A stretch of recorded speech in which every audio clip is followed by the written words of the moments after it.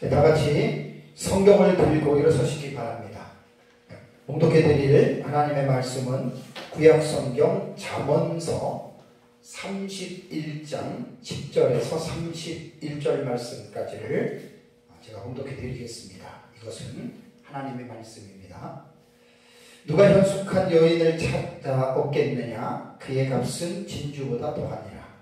그런 자의 남편의 마음은 그를 믿나니 산업이 핍절하지 아니하겠으며, 그런 자는 살아있을 동안에 그의 남편에게 선을 행하고 악을 행하지 아니하느니라.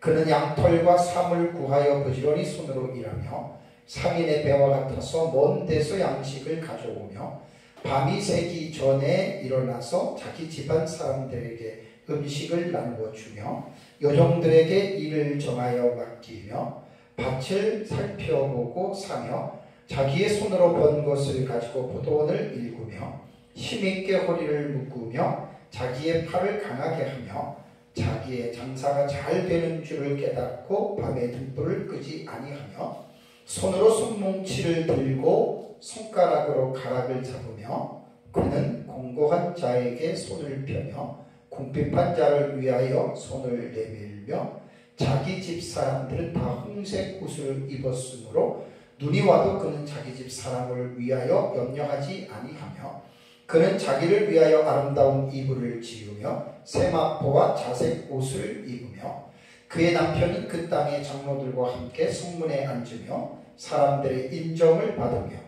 그는 배로 옷을 지어 팔며 띠를 만들어 상인들에게 맡기며 능력과 존귀로 옷을 삼고 후의를 웃으며 입을 열어 지혜를 베풀며 그의 혀로 인애의 법을 말하며 자기의 집안 일을 보살피고 게을리 얻은 양식을 먹지 아니하나니 그의 자식들은 일어나 감사하며 그의 남편은 칭찬하기를 덕행 있는 여자가 많으나 그대는 모든 여자보다 뛰어나다 하느니라. 고운 것도 거짓되고 아름다운 것도 헛되나 오직 여호와를 경외하는 여자는 칭찬을 받을 것이라. 그 손의 열매가 그에게로 돌아갈 것이요 그 행한 일로 말미암아 성문에서 칭찬을 받으리라. 아멘. 자리에 앉으시기 바랍니다. 네, 에베소서 주의 설교를 하고 있는 중입니다. 에베소서 5장 22절에서 6장 4절의 내용은 가정의 규칙에 대한 교훈이 기록되어 있다라고 제가 말씀을 드렸습니다. 모든 사람들은 자기의 가정이 아름답고 행복한 가정이 되기를 모두가 원한다 그랬죠. 그러나 현실의 가정에서는 그런 행복한 모습을 가지고 살아가는 가정들을 보기가 그렇게 쉽지 않습니다.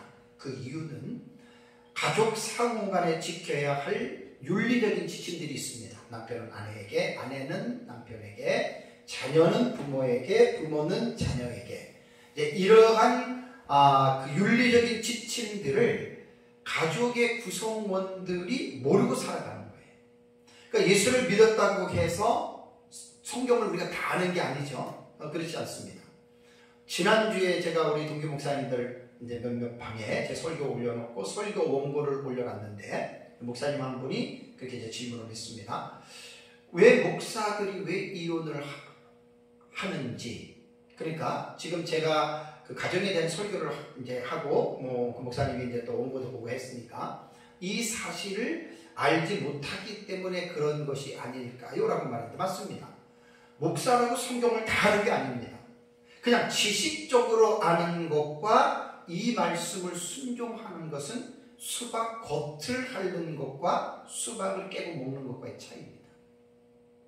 그러니까 성경을 지식적으로만 알고 지식적으로만 말하는 사람들은 삶의 변화가 없습니다.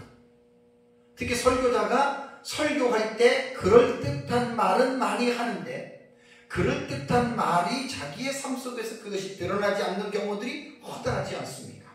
저도 마음이 찔리죠. 제가 설교하는 대로 제가 살아가는 사람 아니거든요. 그래서 저는 설교할 때 어떤 삶의 부분들이 나오면 저는 이실직고를 합니다. 이렇게 됐는데 저는 이렇게 하지 못했다. 그래야 제 마음이 편한 거예요. 그러니까 성경은 지식적으로만 아는 거 삶의 변화를 절대로 가져올 수 없습니다. 남편이 아내를 그리스도께서 교회를 사랑하셔서 자기의 목숨을 주신 같이 아내를 사랑한다면 아내와 싸울 일이 뭐가 있겠어요? 아니, 이혼할 일이 뭐가 있겠어요? 아내가 주께 복종, 교회가 주께 복종하듯이 남편에게 복종한다면 싸우고 이혼할 일이 뭐가 있겠냐고요. 그러니까 교회를 다닌다고 성경을 아는 게 아니에요. 상당수가 저도 포함해서 정말 우리가 성경을 너무나들 모르고들 있어요. 그냥 지식적으로만 알고 있지, 이 성경을 머리로 읽는 것이 아니라 삶으로 읽으라고 제가 그렇게 많이 강조하죠. 성경은 말로 이렇게 적용하는 게 아닙니다. 내 삶으로 성경을 읽어내야 돼요. 그래서 가정이 행복하려면, 가정이 아름답게 되려면 다른 방법이 없습니다. 성경에서 말하는 대로, 하나님이 말씀하시는 대로 가족의 구성원들이 순종하면 정말 가정이 행복해지죠. 오전 예배에는 아름답고 행복한 가정을 이루어 가기 위해서 가정의 가장인 남편이자 아버지가 개인적으로 하나님 앞에서 어떻게 살아가야 하는지에 대한, 성경에서 정말 어떻게 보면 삶으로 볼 때는 너무너무 중요한 그 교훈입니다. 그래서 여호와를 경외하고 그 다음에 그의 계명을 지켜 행하는, 그러니까 여호와를 경외하고 하나님의 말씀을 순종하는 가장은 자기가 수고한 대로 열매를 먹게 되고 자기 가정의 아내와 자녀들이 복을 받게 되고, 그 복은 점점 나아가서 성읍뿐 아니라 나라 전체에게까지 그 하나님의 복이 임한다. 그게 시편 128편에서 우리에게 교훈하고 있는 그런 내용입니다. 그래서 시편 128편을 넓은 차원에서 볼 때에는 모든 그리스도인이 다 들어가고, 그러나 이제 3절과 4절의 내용을 볼 때 내 집안에 있는, 내 실에 있는 아내, 자녀들을 말할 때에는 가정의 가장에게 이 말씀이 직접적으로 주어진다고 하는 그 부분에 대해서 제가 이제 말씀을 드렸습니다. 이번 시간에는 이제 가정에서 아내이자 어머니인 한 여인이 어떻게 살아가느냐에 따라서 복이 또 주어지는 그 내용이에요. 잠언 31장 이제 10절에서 31절의 본문을 가지고 오늘 이번 시간에는 이제 그 어머니, 여인, 어머니이자 아내인 여자가 여호와를 경외할 때, 오전에는 이제 제가 남편이 여호와를 경외할 때 했지만 오후에는 포커스를 아내이자 어머니인 여인에게 포커스를 맞춥니다.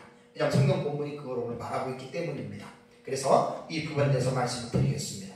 우선 잠언 31장이 마지막 장인데 전체적인 계관에 대해서 말씀을 드리겠습니다. 잠언 31장 표제를 보시면 르무엘 왕을 훈계한 잠언이라고 이렇게 되어져 있죠. 그죠? 31장 1절을 볼까요?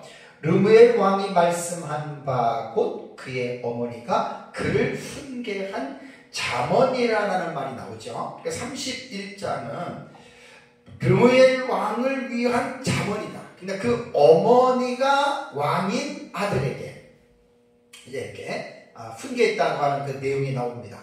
본문에 나오는 르무엘 왕은 아마 학자들 중에는 솔로몬이라고 추측하는 학자들이 있지만 누구인지는 정확하게 알 수가 없습니다. 르무엘이라고 하는 이 말은 히브리어 보면은 레무엘이라고 하는 단어인데요. 레무엘이라고 하는 이 단어는 하나님께 헌신함 혹은 하나님께 속한 자라는 그러한 뜻입니다. 근데 이제 31장 1절을 쭉 1절 이하를 읽어보면 이제 이 본문을 미루어 볼 때 르무엘 왕을 낳은 어머니가 그 왕을 낳을 때 하나님 앞에 소원 기도를 통해서 낳은 아들이라고 말을 하고 있습니다. 이런 것을 볼 때 르무엘의 어머니는 신앙적으로 볼 때 경건한 어머니였다라고 하는 것을 알 수가 있죠. 그래서 이제 10절에서 31절에 현숙한 여인, 곧 현숙한 여인은 여호와를 경외하는 여인과 같은 식으로 봐도 된단 말입니다. 그러니까 아마 이 르무엘 왕의 어머니가 이러한 현숙한 여인, 여호와를 경외했던 아마 여인이라고 봐도 우리가 이상하지 않습니다. 그래서 이제 본문의 내용을 볼 때 이 가정의 어떤 그 어머니로서 왕인 아들에게 권면하는 이 내용들을 볼 때 참된 믿음의 어머니의 역할이 얼마나 중요한지를 우리는 이제 본문을 통해서 알 수가 있습니다. 르멜 왕의 어머니가 아들에게 교훈한 전반부가 1절에서 9절인데 이거는 제가 이렇게 설교할 내용은 아닌데 그냥 개략적인 말씀을 드리겠습니다. 1절에서 9절까지의 말씀을 보면은 나라를 다스리는 통치자가 멀리해야 할 일이 있고 힘써야 할 일이 있다라고 말을 하고 있습니다. 우선 3절을 보시면 내 힘을 여자들에게 쓰지 말며 왕들을 멸망시키는 일을 행치 말지어다라는 말을 했어요. 그 이유는 왕이 여자를 많이 주게 되면 정사가 소홀하게 되고 결국에는 나라를 어려움에 빠뜨리게 되기 때문에 왕의 어머니는 여자들에게 힘을 쓰지 말 것에 대하여 교훈을 한 것으로 우리는 볼 수가 있습니다. 그리고 또 4절부터 7절의 내용은 어떤 내용이냐면 술을 멀리하라라고 말을 했습니다. 술은 사람의 의식을 둔하게 만들고 판단력을 마비시키므로 왕으로서 입법과 재판을 공정하게 시행하지 못하게 만들지. 그리고 또 왕의 어머니는 백성들 가운데에 소외되고 외롭고 가난한 자들의 인권과 권리를 보호하는 차원에서 백성들을 공의롭게 재판하고 곤고한 자와 궁핍한 자를 신원하라라고 8절과 9절을 보면은 교훈하고 있습니다. 오늘 설교 본문은 1절에서 9절의 내용이 아니기 때문에 간략하게 개략적으로 말씀만 드리고 이제 오늘 살펴볼 후반부인 10절에서 31절까지에 대해서 말씀을 함께 이제 나누기 원합니다. 자, 오늘 10절에서 31절은 현숙한 여인상에 대해서 말을 하고 있는 것입니다.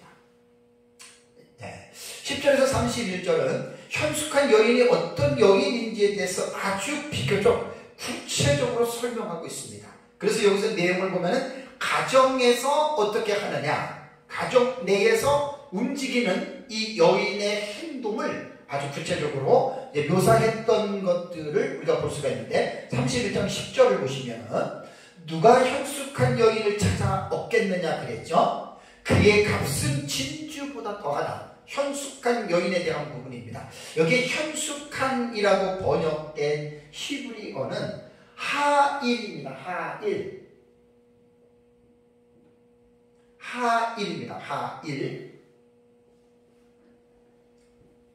하일인데 이거를 카라고도 읽어요.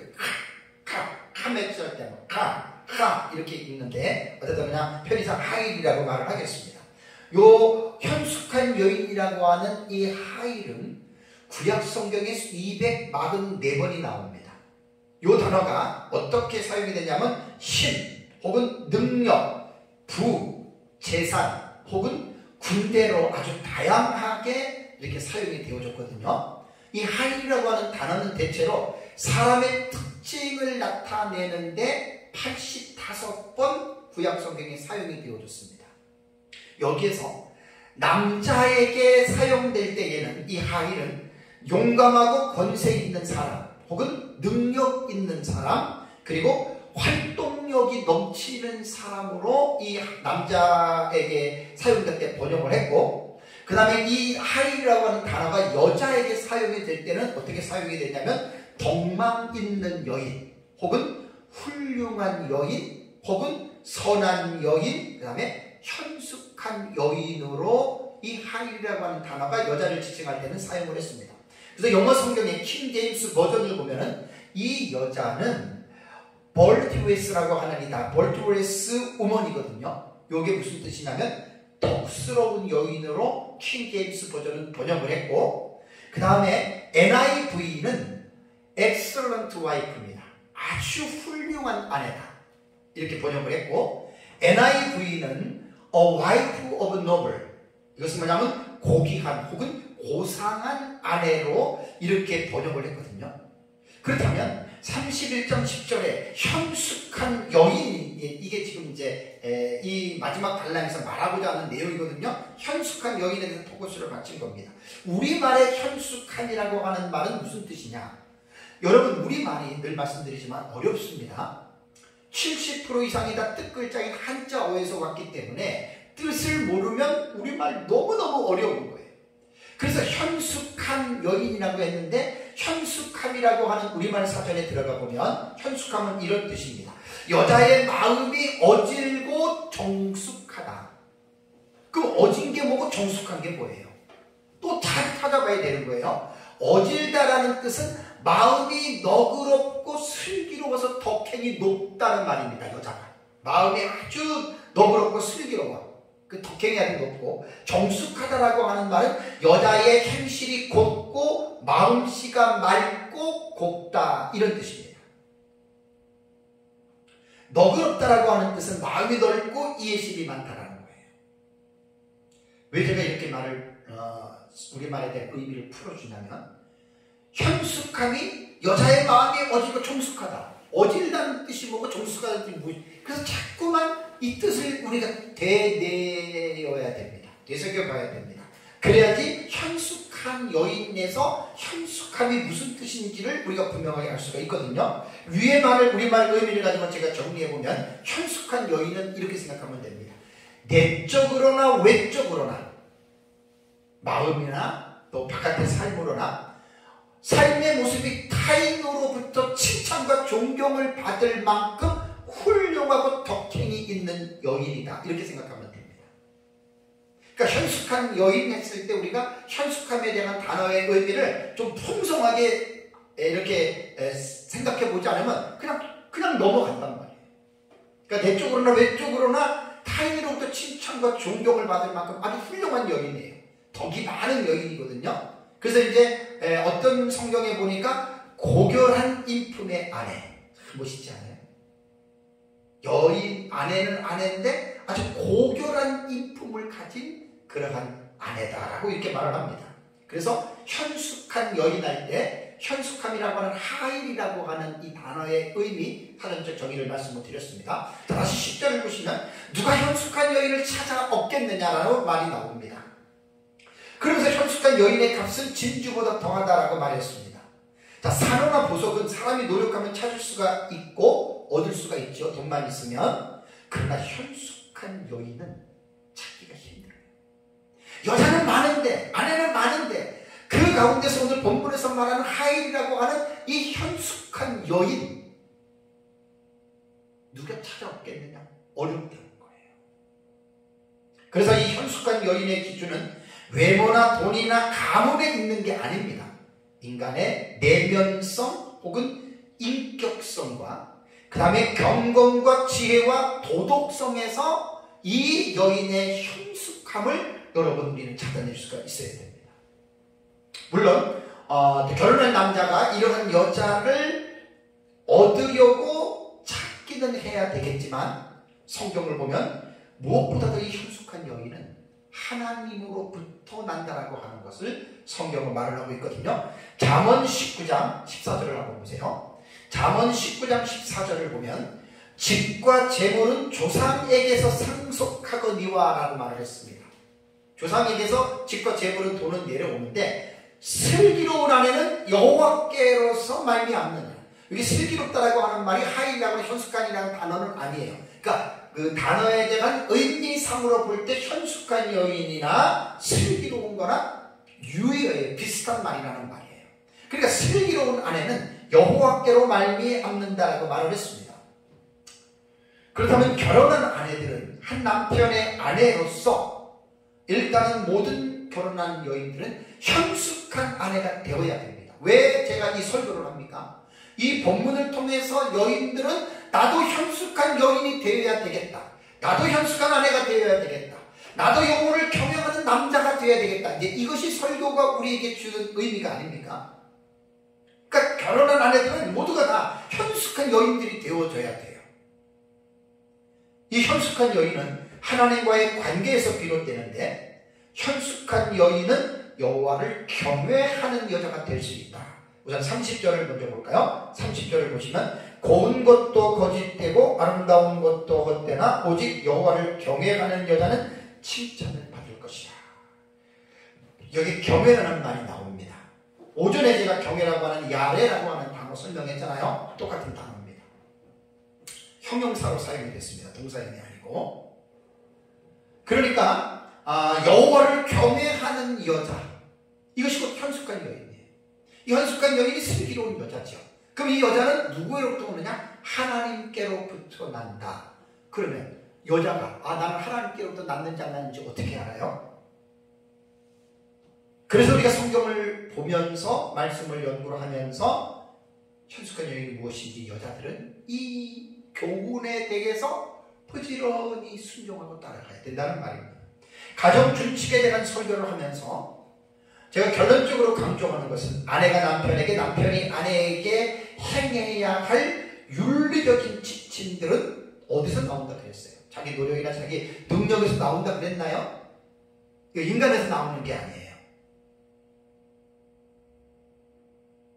그래서 가정의 준칙에 대한 본문을 볼 때 그 가정에 대한 내용은 에베소서 5장 18절 문맥에서부터 연결시키라 그랬죠. 오직 성령에 의하여 충만하게 되어라. 그러니까 성령이 충만하면 여자들도 현숙한 여인이 되는 길을 걸어갈 수 있어요. 남자들도 성령이 충만하면 여호와를 경외하고 그 다음에 하나님의 말씀을 순종하는 삶을 살아갈 수가 있는 거예요. 우리는 원래 남자나 여자나 그렇게 할 수 있는 사람들이 아니거든요.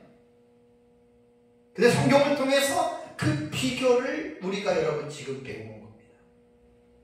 그래서 현숙한 여인도, 현숙한 여인이 되는 방법도 여자의 노력이나 능력으로 되는 것이 아니라 결혼한 아내들이 다 늘 항상 성령으로 충만해지면, 이 성령에 의해서 늘 충만해지면 현숙한 아내가 될 수 있다라고 하는 사실입니다.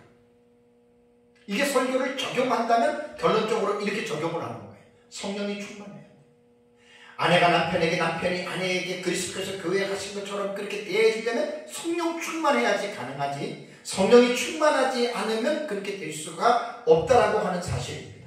오늘 이제 읽은 본문에서 현숙한 여인이 어떠한 자인지에 대해서 11절부터 마지막 31절까지 매우 구체적으로 이제 기록이 되어져 있거든요. 근데 본문 이 10절에서 31절은 절수로 말하면 22절입니다. 참 기가 막힌 거예요. 22절인데 이 10절에서 31절은 한편의 알파벳 시에 해당이 됩니다.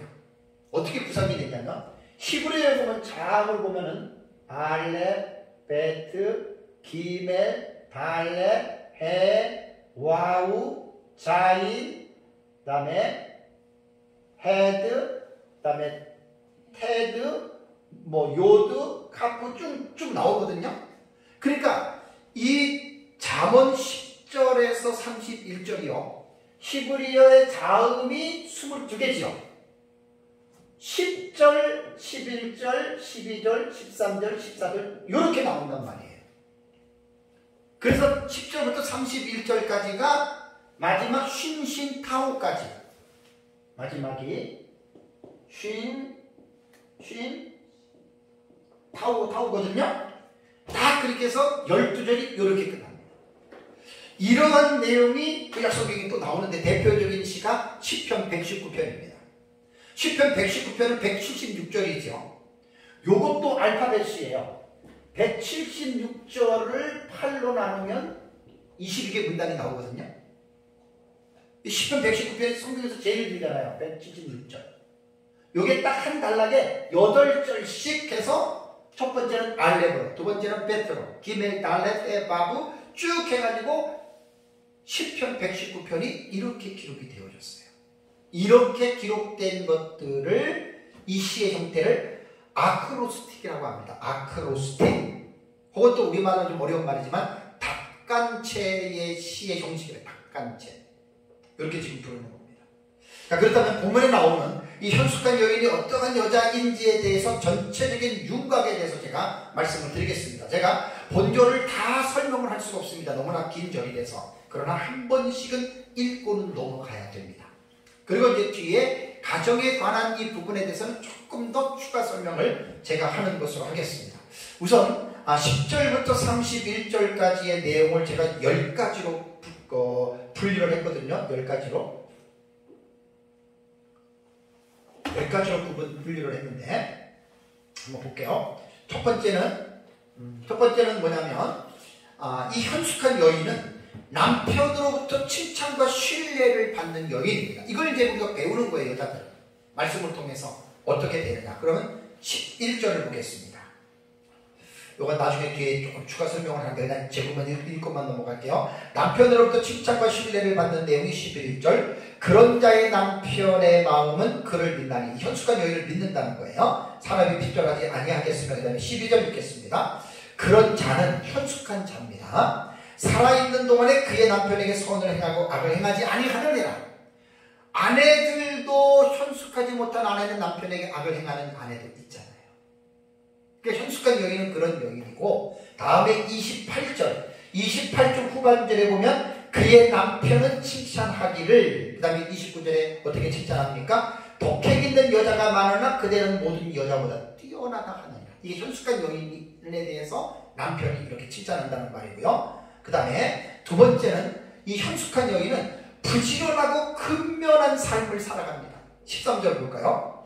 그는 양털과 삼을 구하여 부지런히 손으로 일한다. 14절. 상인의 배와 같아서 먼 데서 양식을 가져오며, 다음에 19절. 손으로 손뭉치를 들고 손가락으로 가락을 잡으며, 21절. 자기 집 사람들은 다 홍색 옷을 입었으므로 눈이 와도 그는 자기 집 사람을 위하여 염려하지 아니하며, 22절. 그는 자기를 위하여 아름다운 이불을 지으며 세마포와 자색 옷을 입으며, 24절. 그는 배로 옷을 지어 팔며 띠를 만들어 상인들에게 맡기며.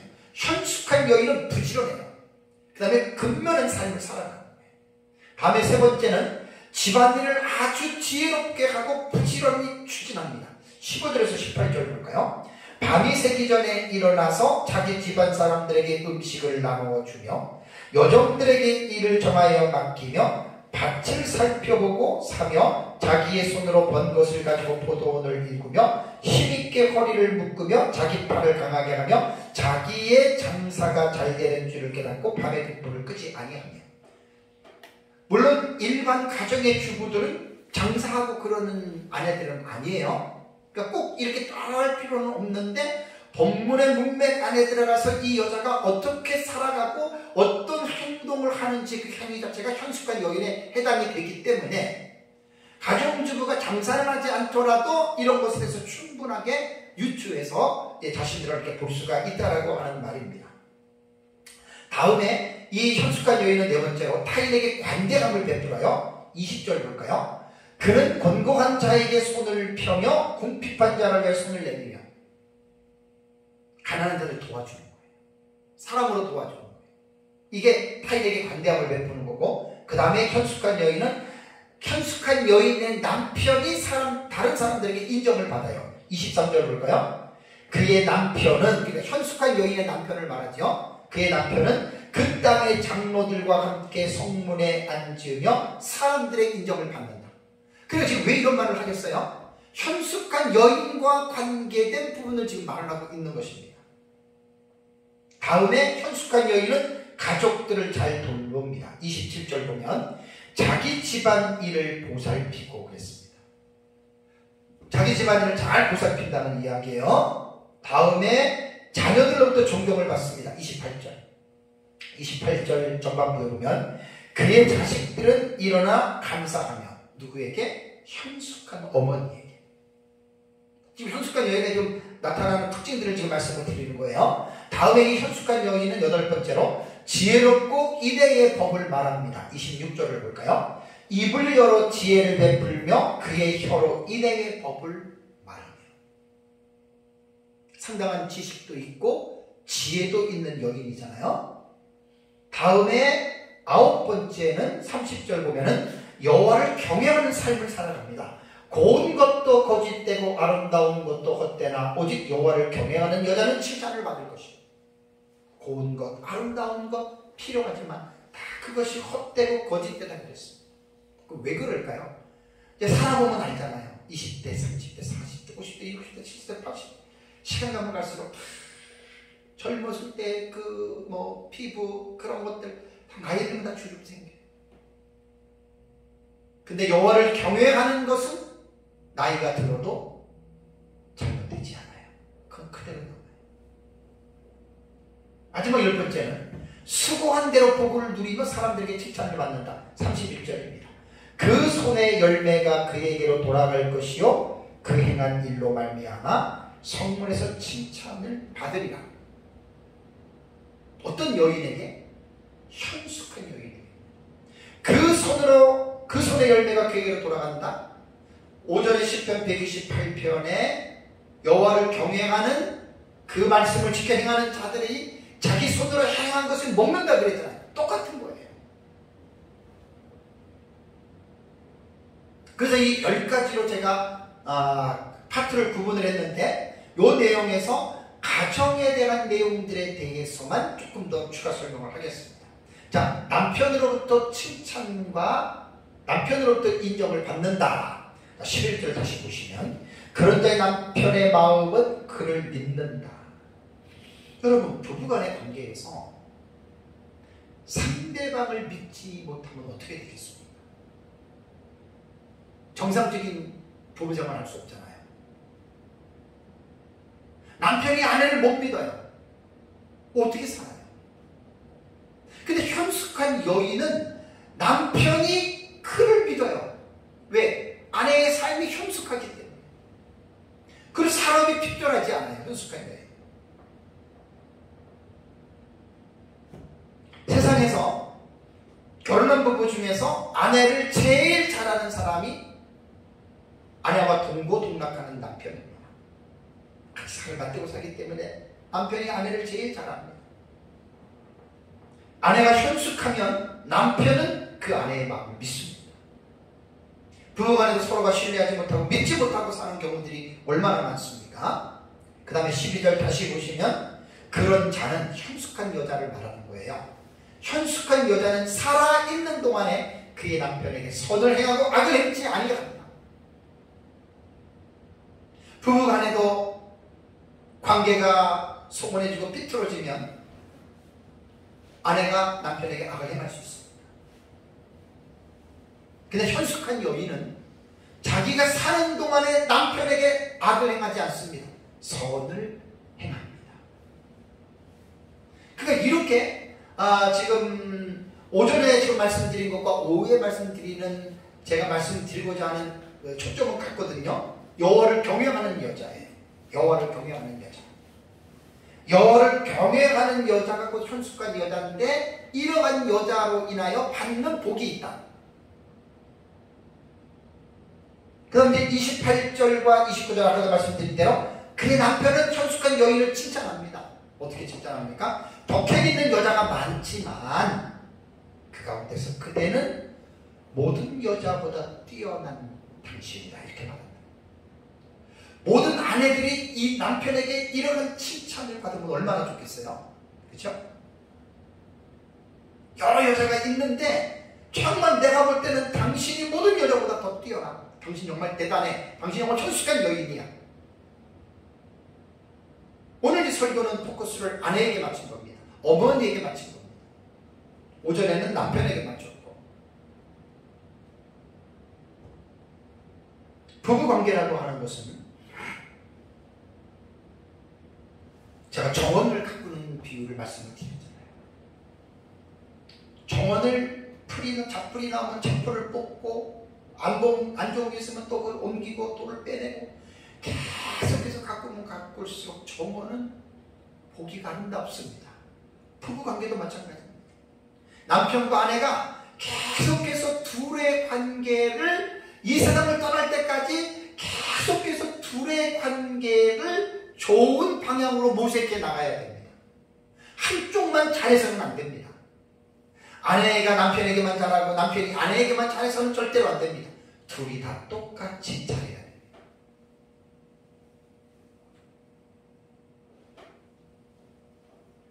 그래야 부부관계가 행복해져요.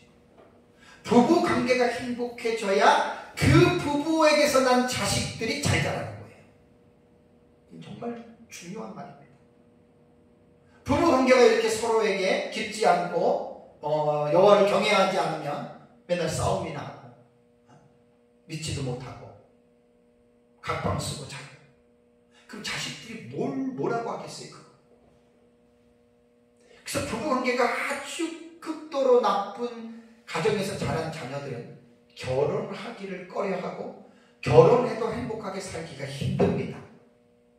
왜냐하면 어린 시절에 부모의 그 관계를 본 그 기억이 결혼을 하면 자기도 모르게 그게 나와요. 그래서 참 자녀들을 앞에 두고 부모들이 정말 조심해서 살아야 된다. 특히 아이들 어릴 때. 저도 제 아내랑 다투기도 했지만 될 수 있는 대로 우리 아이들을 어릴 때는 아이들 앞에서 우리는 거의 다투지 않았습니다. 진짜입니다. 몇 번 아마 아이들한테 그게 보였을지는 몰라도 다툴 일이 있으면 애들 없는 데서 서로 말다툼하거나 그랬지. 이거는 24년 전에 우리가 이제 심리학 옛날에 가정사역 한 3년을 공부를 했잖아요, 제가랑. 그때 배운 터득한 기술입니다. 그래서 부부 관계가 제일 중요한 거.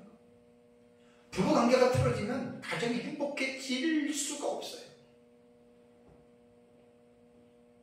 그 다음에 이제 아까도 말씀드린 대로 23절에 현숙한 여인의 남편이 다른 사람들에게 인정을 받습니다. 23절에 그의 남편은 그 땅의 장로들과 함께 성문에 앉으며 사람들의 인정을 받으며.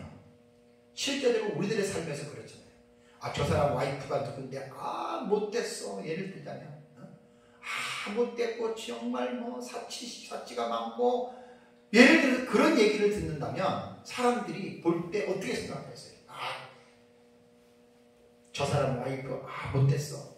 그러면 다른 사람들이 그 남편을 존중할 수가 없습니다. 인정할 수 없다는 이야기입니다. 그런데 와이프가 다른 사람에게 친절하고, 와이프가 정말 좀 가난하고 불쌍한 사람들을 도와주고 막 사람들의 입에서 칭찬이 오르락내리락 하면 다른 사람들이 볼 때도 와, 당신 참 좋겠다. 어떻게 그런 여자랑 사느냐. 그러니까 그게 다 영향력이 있다는 거예요. 현숙한 여인과 같이 사는 남편은 그 아내로 인하여 밖에 나가서도 사람들로부터 인정을 받는다. 이게 23절이 말하고자 하는 내용입니다. 그러니까 아내들은 정말 오늘 잠언 31장의 10절부터 31절까지 나타난 이 말씀을 삶의 모델로 삼아야 돼요. 이 현숙한 여인이 어떻게 살았길래 잠언 31장 마지막에 이 현숙한 여인으로 잠언을 마무리하는가. 그 31장에 지금 그걸 지금 말하고 있고, 제가 이 31장 10절에서 31절 본문을 택한 이유는 오전에는 남자에게 포커스를 맞췄고 오후에는 여자에게 포커스를 맞췄다 그랬잖아요. 왜? 남편이든 아내든 둘이 똑같이 여호와를 경외해야 된다 그 말입니다.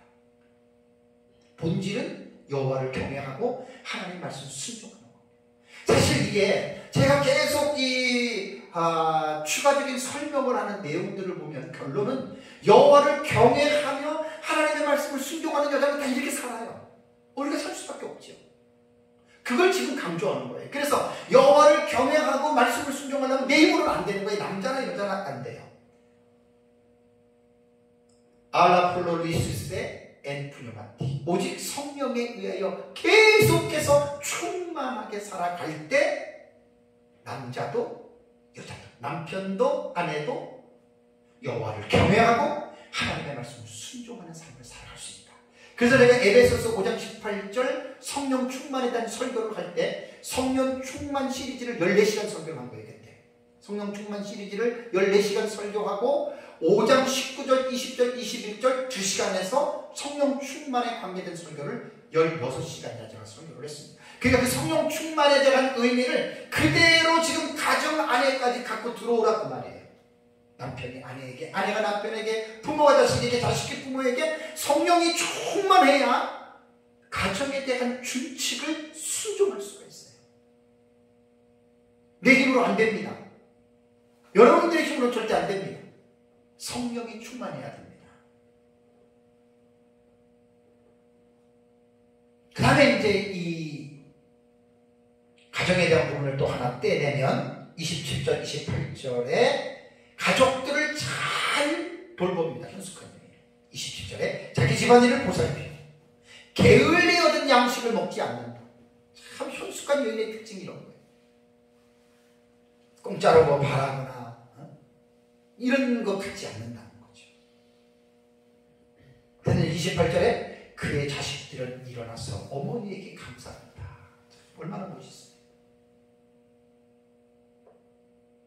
좀 가슴 아픈 일이지만 옛날에 저쪽에 우리 교회에 있을 때 그 아들이 한 말이 지금도 기억이 나요. 우리 엄마 때문에 나 예수 안 믿는다. 우리 엄마 때문에. 근데 현숙한 여인은 어때요? 자식이 일어나서 어머니에게 감사해요. 어머니 참 훌륭합니다. 어머니 때문에 우리가 있게 됐어요. 이게 그 말이잖아요. 그의 자식들은 일어나 감사한다. 그러니까 모든 결혼한 그리스도인들의 아내는 현숙한 여인이 되기를 싫습니다. 자녀들이 어머니 앞에서 일어나서 감사할 수 있는. 다음에 네 번째는 31절입니다. 그의 손의 열매가 그에게로 돌아갈 것이요 그 행한 일로 말미암아 성문에서 칭찬을 받으리라. 현숙한 여인은 자기가 했던 수고에 대한 낙을 누립니다. 이게 정말 정직한 겁니다. 오전에도 여러분들에게 말씀을 드렸지만 열심히 했는데 그것을 내가 누리지를 못하는 것은 1차적인 원인은 하나님을 경외하는 삶을 살지 않았기 때문으로 봐도 됩니다. 근데 이 현숙한 여인은 그 손의 열매가 자기에게로 돌아간다. 자기가 심은 대로 거두는 거죠. 그리고 또 31절 후반절에 그 행한 일로 말미암아 성문에서 칭찬을 받으리라. 성문이 뭐죠? 성읍 사람들이 다니는 길목입니다. 그 사람들이 다 인정하는 겁니다. 사람들이 다 그거를 인정하는 겁니다. 저 누구 엄마, 누구 부인, 누구 아내 참 대단해. 참 훌륭해. 어쩌면 저렇게 사는지 몰라. 그러니까 성문에서 칭찬을 받는 거예요. 우리가 사실 예수 믿는 게 뭐 그냥 남자나 그리스도인들이 남자나 여자나 그냥 교회나 왔다 갔다 하고 뭐 예배나 드리고 오고 종교적인 행위나 하고 헌금이나 드리고 기도나 하고 뭐 말씀 듣고 왔다. 거기서 만족할 게 아니에요. 교회는 제가 늘 말씀드리지만 교회는 하나님의 말씀을 가르치는 교육적인 사역이 있기 때문에 교회에 가르치는 은사를 받은 목사들은 모든 일을 제쳐두고 성경을 연구해야 돼요. 성경을 깊이 있게 연구해서 교회를 오는 성도들을 향해서 성경에 기록된 이 하나님의 뜻이 무엇인지를 깊이 있게 연구해서 교회에서 예배를 드릴 때마다 그 하나님의 말씀을 성도들에게 가르쳐 줘야 되고, 성도들은 예배를 통해서 목사에 의하여 선포되는 하나님의 말씀의 의미를 깨닫고 아하 익스피리언스, 아하 깨닫고 이렇게 해야 되겠구나 하고 성도들은 그 들은 말씀을 삶으로 읽어내야 되는 거예요. 삶으로 해석을 해야 돼요.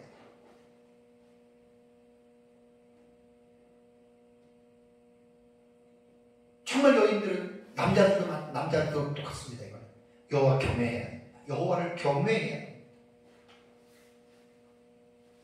그래서 30절에 고운 것도 거짓되고 아름다운 것도 헛되니 오직 여호와를 경외하는 여자는 칭찬을 받을 것이라. 모든 예수 믿고 구원받은 아내들이 여호와를 경외하는 게 아닙니다. 게을러 터진 사람도 있고 여호와를 경외하는 게 아니라 오히려 하나님을 우습게 보고 죄를 짓는 여인들도 많습니다.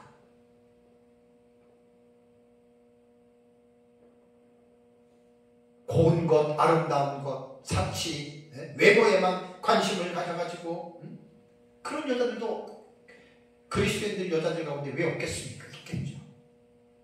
근데 그런 거 안 하고 오직 여호와를 경외하는 겁니다. 오전 예배에 제가 여호와를 경외하는 것에 대해서 경외에 대한 말씀을 드렸잖아요. 경외가 히브리어로 야레입니다. 야레라고 하는 말은 두려워하다, 경외하다, 존경하다라고 하는 의미, 다시 제가 말씀을 드립니다. 그리고 우리말의 뜻은, 경외라는 우리말의 뜻은 공경하고 두려워하는 거예요. 그러니까 이 야레라고 하는 이 히브리어의 경외는 두 가지 의미를 붙여야 됩니다. 두려워하는 마음이 먼저 있어야 됩니다. 그러니까 여기서 두려워하는 마음은 공포에서 오는 두려움이 아니에요. 존경의 극한 존경이 있죠. 그러니까 우리가 정말로 존경하는 사람들 앞에서는 고개 들기도 뭐하고 몸을 함부로 어려울 때가 있잖아요. 정말 내가 존경하는 사람 만날 때. 옛날에는 선생님 만나고 목회자 만나면 다 성도들이 몸둘 바를 모르고 그러한 자세를 취했어요. 요즘에는 이제 포스트 모더니즘 사회의 시대가 접어들면서 권위 자체를 파괴하고 권위 자체를 무시하잖아요. 그러면서 이제 신적으로부터 주어진 부모, 선생, 신적 권위거든요. 그런 것들을 아주 우습게 여기는 시대가 되어버렸어요. 그래서 우리말의 경외라고 하는 말은 공경하고 두려워하는 거예요. 그래서 유의어가 존외하다라고 하는 말이 있습니다. 존외가 다 뜻글자예요. 한 번이에요. 이 존외하다라고 하는 뜻을 보니까 지극히 높이어 공경하다라고 하는 뜻입니다. 그러니까 우리말의 경외는 존외하다라고 하는 이 말이 훨씬 더 폭넓어요. 지극히 높이어 공경하다. 이게 존외하다라고 하는 말입니다. 그러니까 여호와를 경외한다라고 하는 하나님을 지극히 높여서 그분이 너무나 존경할 만한 분이기 때문에 그 하나님 그러면 우리 마음에 두려움이 생기는 거예요. 공포 아니에요. 무서우면서는 공포가 아니라 너무나 존경하다 보니까 거기에서 우리의 마음에 두려움이 생깁니다.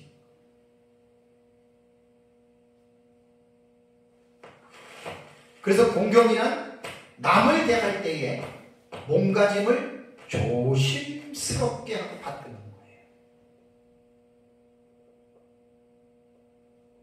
그래서 우리는 하나님을 최고의 존경할 자로 알고 하나님 앞에서 항상 두려워하는 마음이 떠나면 안 됩니다.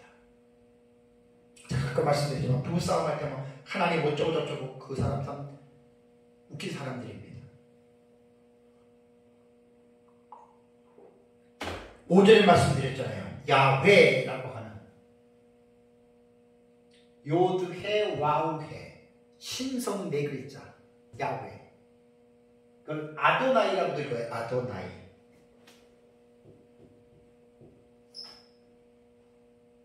아도나이. 아도나이 이렇게 될 거예요. 야훼라는 말을 안 해요. 그러니까 히브리 유대인들은 하나님 절대 이름 안 부릅니다.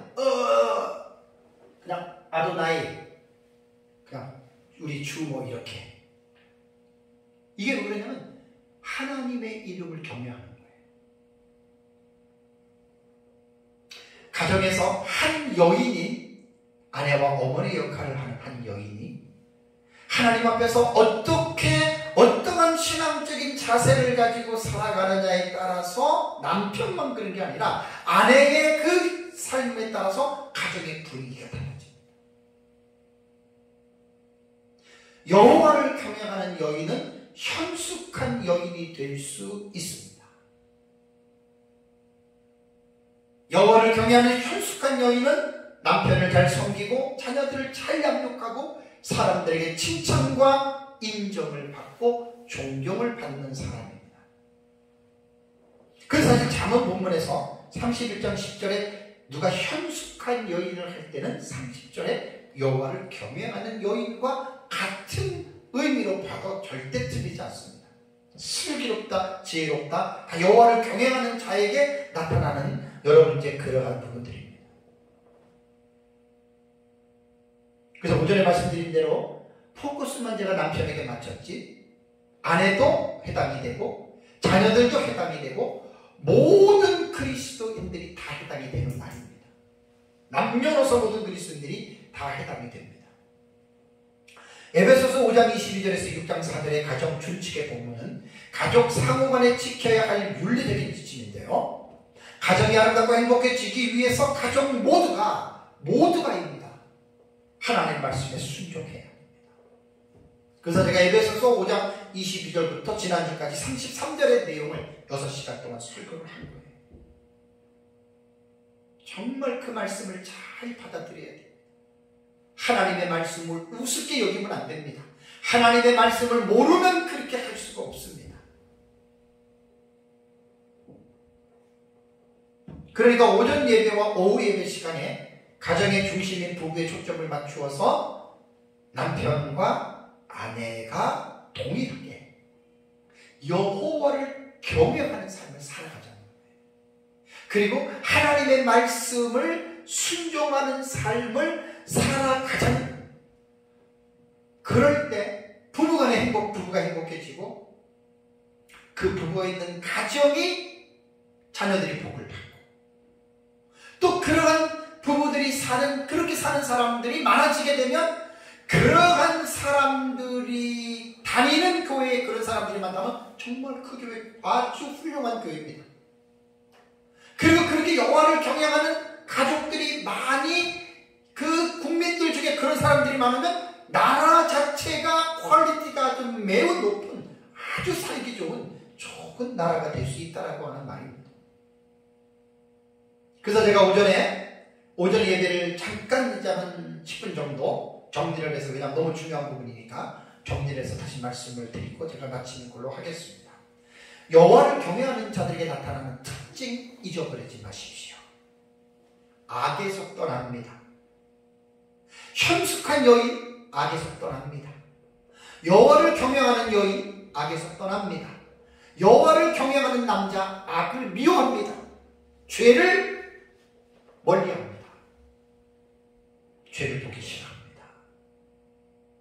이게 여호와를 경외하는 사람들에게 나타나는 분명한 특징이라는 것입니다. 그리고 두 번째 제가 특징에서 말씀드릴 때 여호와 앞에서 리프네 야훼라고 하는 리프네 파님이라고 하는 히브리어 단어는 얼굴입니다. 하나님의 얼굴 앞에서 저는 이것이 너무 중요하게 저는 생각합니다. 오늘 교회를 다니는 성도들이 목사건 장로건 권사건 교회를 얼마나 다니는 그 별로 중요하지 않는데 정말 교회를 다니는 사람들이 과연 리프네 야훼 여호와 앞에서 하나님 얼굴 이게 신전인격 신전의식이잖아요. 하나님 얼굴 앞에서 내가 서 있다라고 하는 내가 하나님이 어디를 가든지 그분의 얼굴이 나를 떠나지 않고 그분이 나를 보고 있다라고 하는 이 코람데오에 대한 이 의식이 살아있어야 됩니다. 모든 그리스도인들이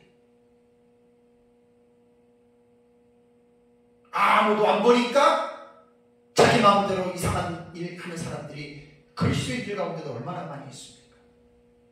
거짓말하고 속이고 그런 사람들은 신전의식이 없어요. 코람데오에 대한 여호와의 얼굴 앞에서라도 하는 이것을 전혀 기억하지 못하고 살아가는 사람들 목회자도 많습니다. 중직들도 많습니다. 그래서 여호와를 경외하지 않고 하나님 우습게 여기다가 감옥에 가는 목사들도 종종 있지요. 장로는 안 그렇습니까? 성도들은 안 그렇습니까? 게다가 여호와를 경외하지 않았어요. 신전의식이 없어서 그래요. 하나님 얼굴 앞에서 나는 서 있다. 항상 그분의 얼굴이 나를 보고 있다. 그게 시편 139편 1절과 4절이라고 했어요. 다시 말씀을 드릴게요. 여호와여 주께서 나를 살펴보셨으므로 나를 아시나이다. 주께서 내가 앉고 일어섬을 아시고 멀리서도 나의 생각을 밝히 아시오며 나의 모든 길과 내가 눕는 것을 살펴보셨으므로 나의 모든 행위를 익히 아시오니 여호와여 내 혀의 말을 알지 못하시는 것이 하나도 없으십니다. 맞습니다. 하나님은 항상 모든 사람을 살펴보고 있고 앉고 일어섬도 다 알고 있고 멀리서도 생각을 하나님이 다 알고 있어요. 지금 내가 여러분들이 무슨 생각을 하고 있는지 하나님 다 알고 있다니까요. 이게 여호와의 얼굴 앞에서 사는 신전인격입니다. 여호와를 경외하는 사람들은 이런 의식을 갖고 있어요. 이런 마음을 갖고 있어요. 교회 지도자들도 이러한 고난대오에 대한 하나님 앞에서라고 하는 의식도 없는 사람들이 얼마나 더티한 일을 많이 하는지 모릅니다. 정말 기가 막힐 정도로 상상을 초월할 정도로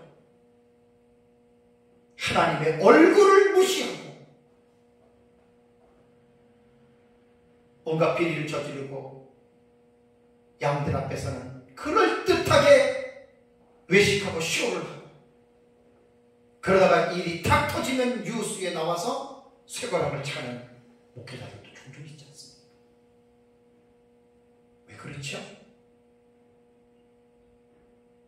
리프네 야훼 여호와의 얼굴 앞에서라고 하는 이 신전 인격에 대한 신앙이 없는 거예요. 그런 의식이 없는 거예요. 여호와를 경외하는 아내이자 어머니는 내가 늘 하나님의 얼굴 앞에서라고 하는 코람데오의 의식을 가지고 살아가는 이 여인이 현숙한 여인입니다.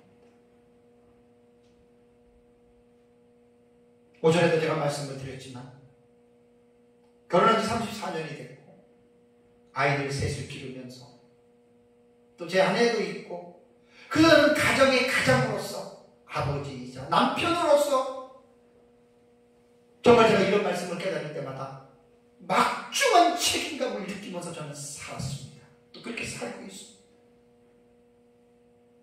내가 여호와를 경외하지 않음으로 말미암아 내 아내가 결실한 포도나무 같지 않고 우리의 자녀들이 감람나무 같지 않는다면 얼마나 가장인 제 마음이 아프겠습니까?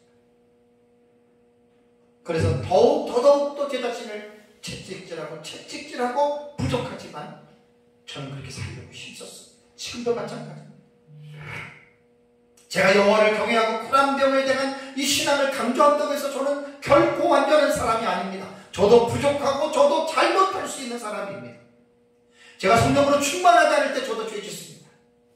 어쩔 수 없습니다. 그래서 에베소서 5장 18절에 오직 성령에 의하여 충만하겠다라고 하는 이 말씀이 현재형이고 명령형이고 수동태라고 했잖아요. 그 결코 잊지 않는 거죠. 내가 성령이 충만하면 제 아내에게 우리 자녀들에게 잘할 수가 있어요.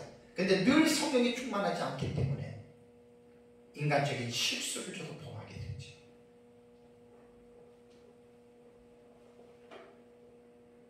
오전에 말씀드린 것들을 다시 또 말씀을 드리면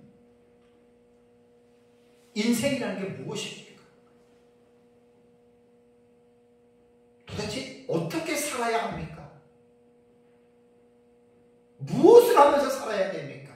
아니 무엇을 이루어야지만이 인생을 잘 살았다고 말할 수가 있겠습니까? 제가 전도서 12장 13절 말씀을 드린 거 기억나시죠? 오전에 일의 결국을 다 들었으니 하나님을 경외하고 그의 명령들을 지킬지어다. 솔로몬이 별의별 것을 다 해봤잖아요. 여자만 해도 1000명이에요. 공식적으로. 뭐 부족한 게 뭐가 있어요? 다 누렸잖아요. 솔로몬이. 이것저것 다 해봤잖아요. 그런데 할 말은 표준세 번역에 할 말은 다 하였다. 결론은 이것이다. 그런 뜻이에요. 이래 결국가 들었으니 그 말이에요. 이것다고 저것다고 뭐 가져도 보고 막 수없이 가져봤지만 할 말은 내가 다 했는데 결론은 이거다. 하나님을 두려워해라. 여호와를 경외하라는 말이에요. 그리고 그분이 주신 계명을 지켜라 이겁니다. 이것이 바로 사람이 해야 할 의무다. 그렇다면 간단하게 좁게 말씀을 드릴게요. 왜 태어났어요 세상을? 뭐 하려고 태어났어요? 세상 사람들은 돈 많이 벌고 성공하고 이름 내고 많은 것 갖고 많은 것 누리고 즐기면서 살기 위해서 세상에 태어났다고 생각하죠. 그래서 돈 버는데 혈안돼서 미쳐서 살잖아요. 이 세상의 모든 부귀 영화를 누렸던 솔로몬은 할 말은 다 하고 결론을 내린 것이 뭐냐면, 인간은 인생의 의무, 인간이 세상에 태어나서 무엇을 하면서 살아야 되냐면 여호와를 두려워해라, 여호와를 경외하라는 겁니다. 그리고 하나님이 말씀하신 말씀 지켜라. 이것이 인간으로서 태어난 의무라는 말입니다. 교회가 어떠한 말씀에 지금 초점을 맞춰야 되죠? 성도들은 도대체 어디에 초점을 맞춰야 돼요? 예수 믿어가지고 기도해가지고 기도 응답 받아가지고 복 받아가지고 이거 참 웃기지 않습니까? 네? 그 인간의 욕심에 빠져가지고 자기 욕심을 채우기 위해서 하나님을 이용하는 신앙입니다. 그런 거는 교회가 또 그런 걸 가르치고 있지 않습니까? 교회가 웃긴 거예요, 진짜.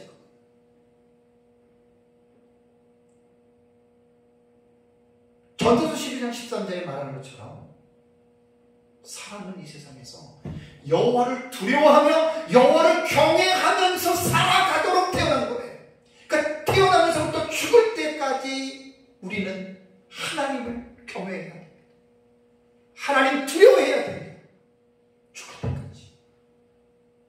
그리고 하나님 말씀 배운 대로 순종해야 됩니다. 그래서 공동번역에는 이것이 인생의 모든 것이다. 그래서 거기서 도대체 뭘 찾는다 그래요? 성공? 돈? 명예? 아름다움? 다 헛되고 거짓된 거 아니에요. 다 지나가는 거 아니에요. 죽을 때 그게 뭘 갖고 가요? 죽을 때 아무것도 못 갖고 가잖아요. 여호와를 경외하고 그의 계명을 지킨 사람들은 하나님 나라에서 영원한 상급이 주어집니다. 그걸 잊지 마시기 바랍니다.